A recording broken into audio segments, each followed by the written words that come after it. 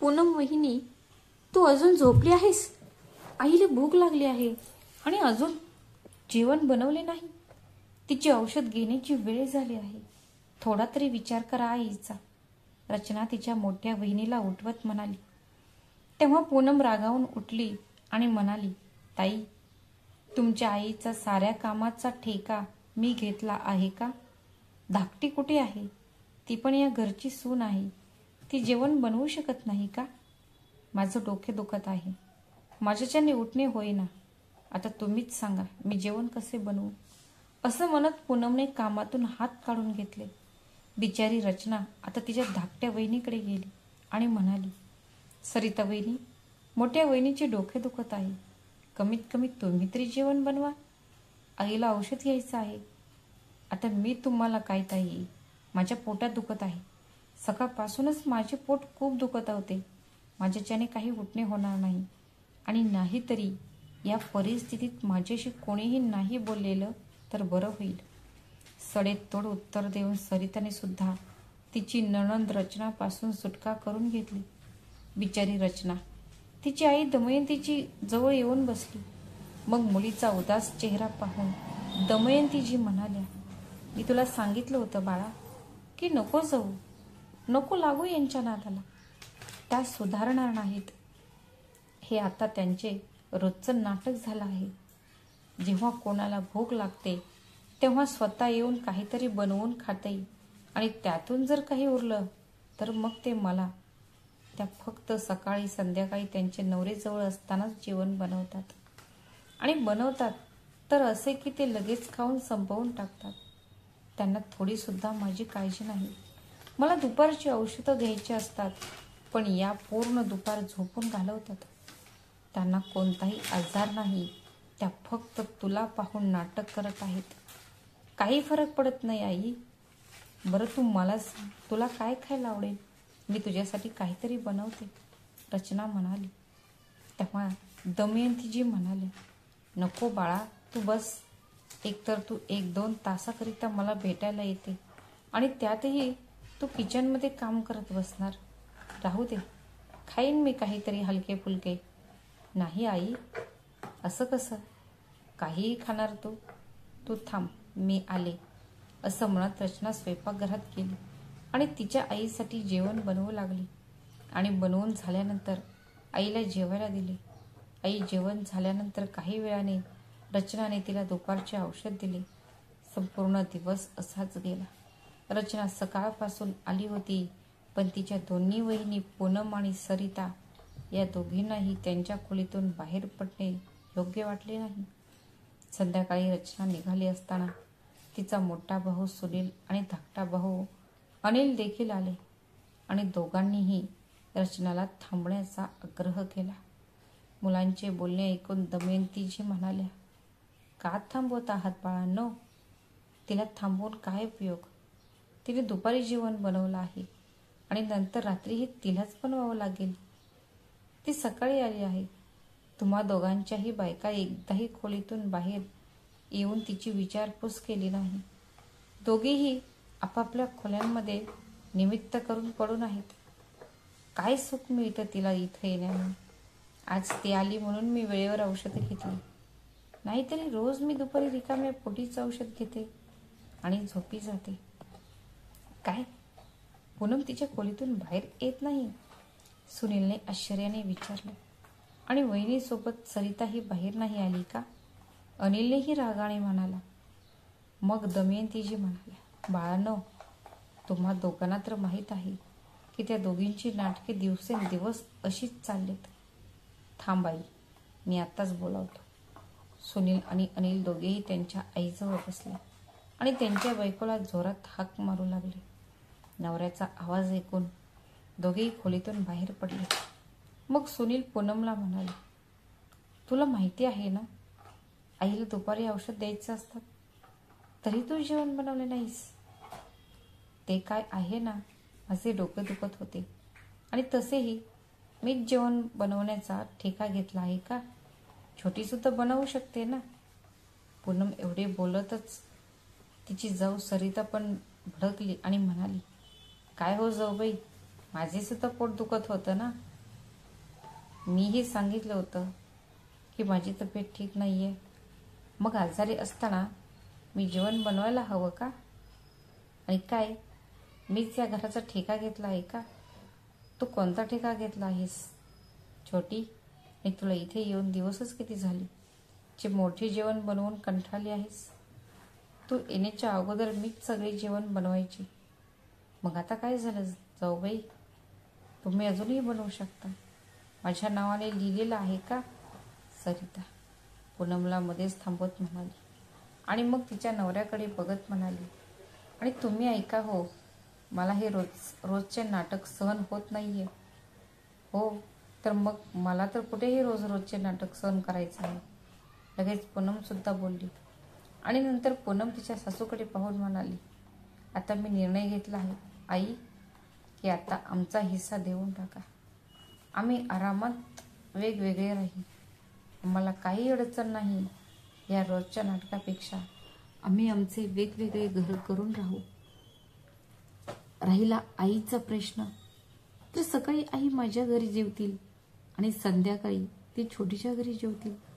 काय छोटी, मी बरोबर बोलत आहे ना? पूनम हुशारी दाखवत म्हणाली. तेव्हा सरिता पण म्हणाली, हो वहिनी, तुम्ही अगदी बरोबर बोललात. अशाने आपल्याला कोणताही ताण येणार नाही आणि आपले कामही होईल. आणि राहिला प्रश्न रचनाताईचा, तर जेव्हा त्या उन्हाळ्याच्या सुट्टीत किंवा अशाच कधी आल्या तर त्या सुद्धा सकाळचे जेवण माझ्या घरी करतील आणि रात्रीचे तुझ्या घरी करतील. हो छोटी, तू बरोबर बोलत आहेस. अशी सगळी कामे आरामात होतील आणि घरात शांती बनून राहील. त्यामुळे हेच योग्य राहील आई की तुम्ही आम्हाला आमचा वाटा देऊन टाका. दोन्ही सुनांचे बोलणे ऐकून दमयंतीला धक्का बसला. तिच्या डोळ्यात अश्रू आले. मोठ्या आशेने तिने तिच्या मुलांकडे पाहिले. सुनील आणि अनिल दोघेही त्यांच्या पत्नींकडे आश्चर्याने पाहू लागले की स्वयंपाक करण्याच्या विषयावरून ही गोष्ट एवढी पुढे निघून गेली आहे.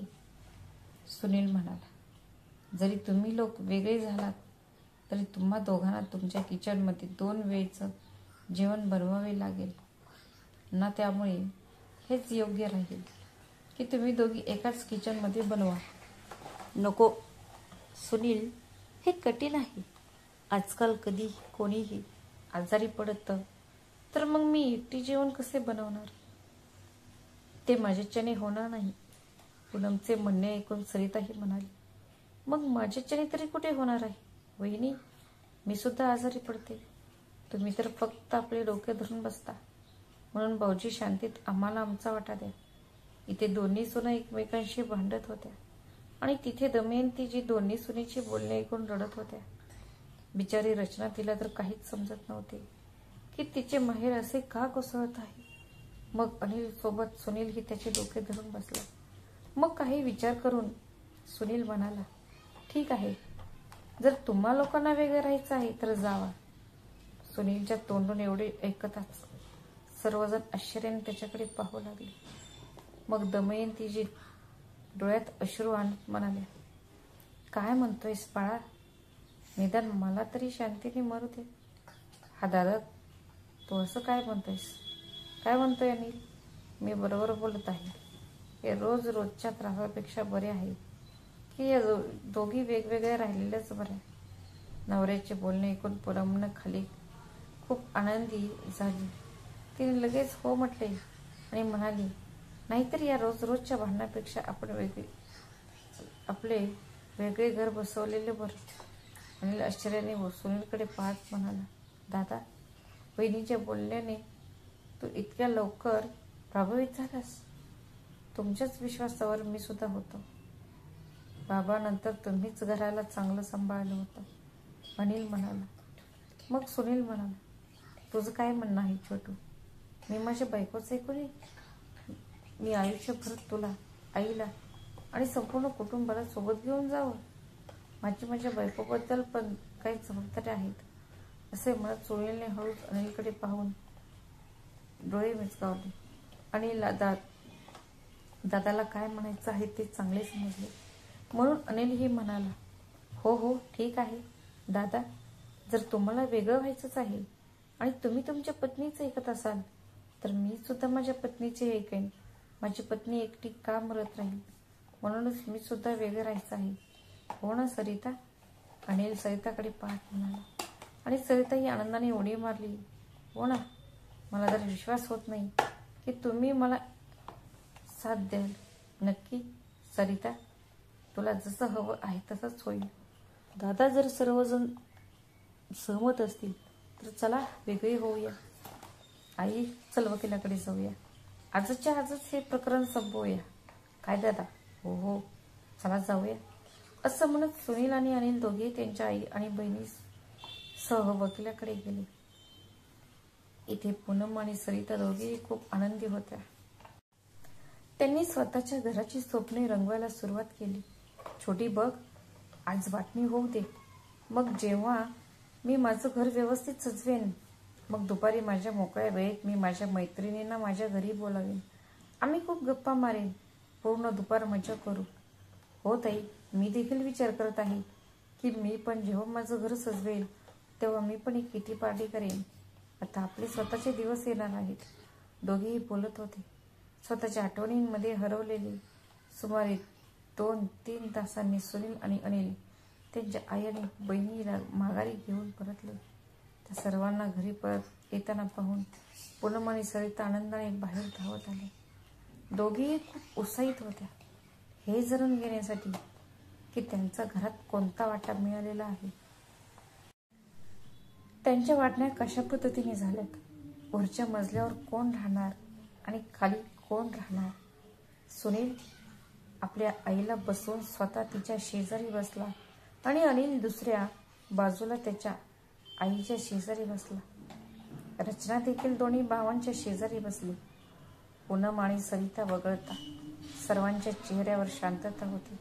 शिवाय पूनम आणि सरिताला वगळून आता पूनमची अस्वस्थता वाढत होती.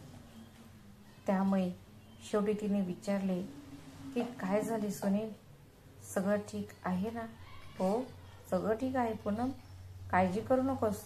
सगळं अगदी तसंच झालंय जसं तुला हवं होतं. बरं मग मला सांग, कोणता भाग कोणाचा आहे? म्हणजे आपण स्वतःची व्यवस्था करू शकतो. हो नक्कीच. एक काम कर, वरचा जो भाग आहे त्याचे 2 भाग केले आहेत.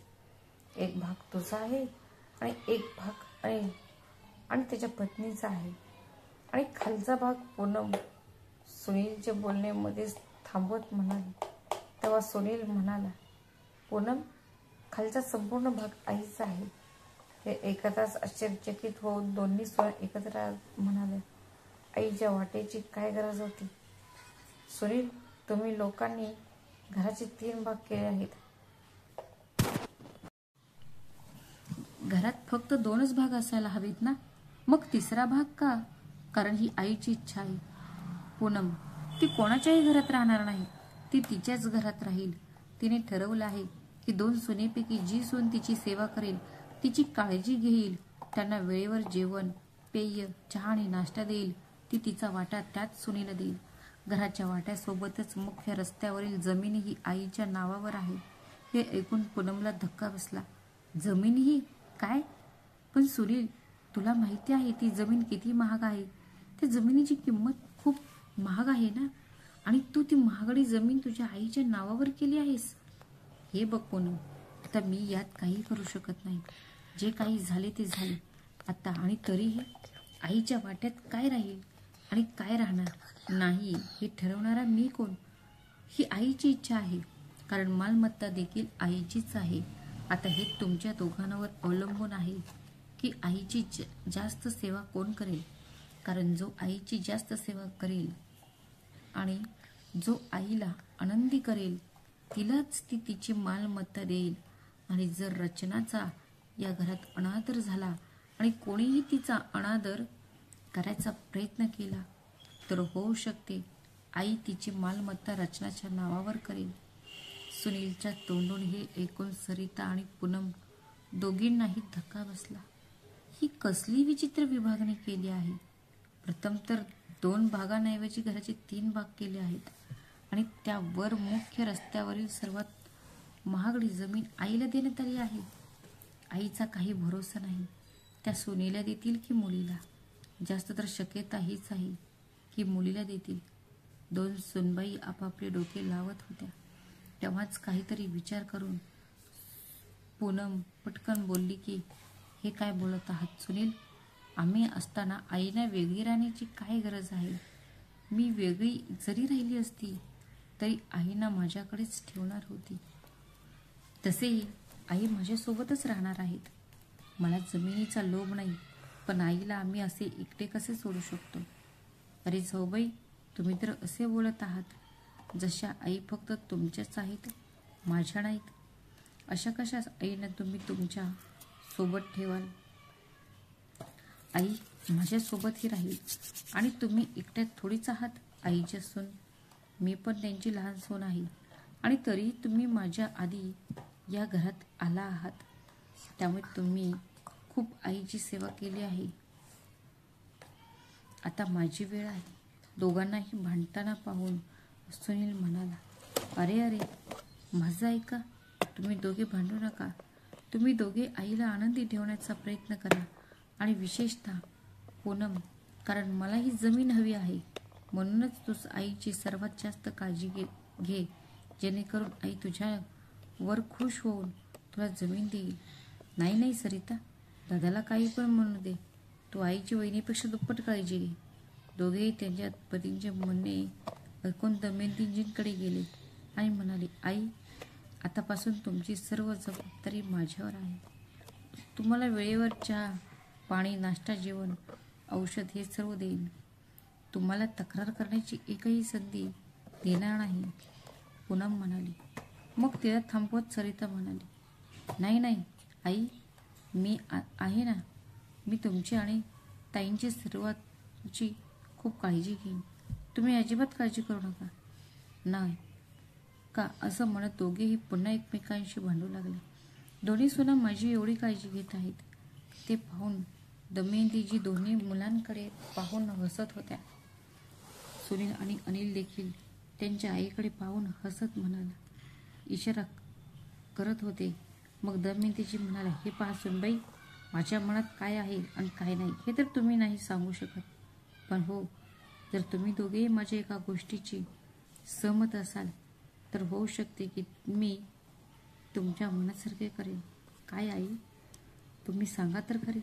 मी तुमच्या सर्व गोष्टी मान्य करेन. पूनम पटकन बोलली.